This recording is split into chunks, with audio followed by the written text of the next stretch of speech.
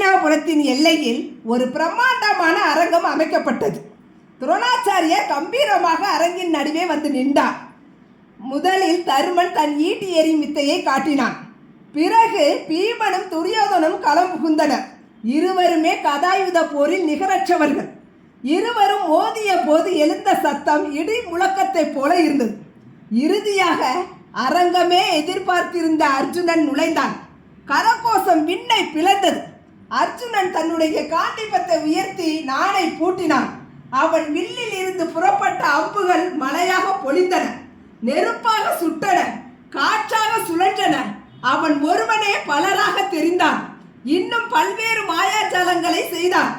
மக்கள் வியப்பில் ஆழ்ந்து அர்ஜுனா அர்ஜுனா என்று கோஷமிட்டார்கள். துரோணாச்சாரியின் கண்கள் பெருமையில் விரிந்தன.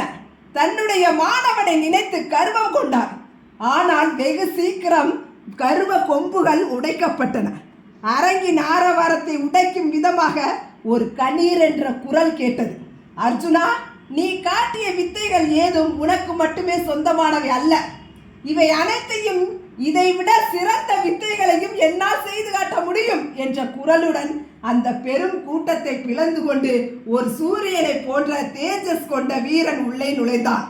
அவன் உடலில் இயற்கையிலேயே அமைந்த கவசமும் காதுகளில் மின்னும் குண்டலங்களும் அவனது தெய்வீக பிறப்பை உணர்த்தின. சூரியனின் தேஜஸ் அவனிடமிருந்து வெளிப்பட்டது. கர்ணன் அர்ஜுனன் செய்த அத்தனை வித்தைகளையும் சர்வ சாதாரணமாக செய்து காட்டினான். துரியோதனன் உற்சாகத்தின் உச்சத்துக்கே சென்றான். அர்ஜுனனுக்கு ஒரு சமமான எதிரி கிடைத்து விட்டான் என்ற எண்ணமே அவனுக்கு பேரின்பத்தை தந்தது. அவன் ஓடி சென்று கர்ணனை தழுவி கொண்டான்.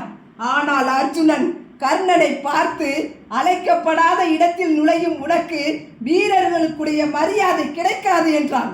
சினம் கொண்ட கர்ணன், வீரம் என்பது தனிப்பட்ட சொத்து அல்ல, முடிந்தால் என்னுடன் போரிடு என்று சவால் விட்டான். அப்போது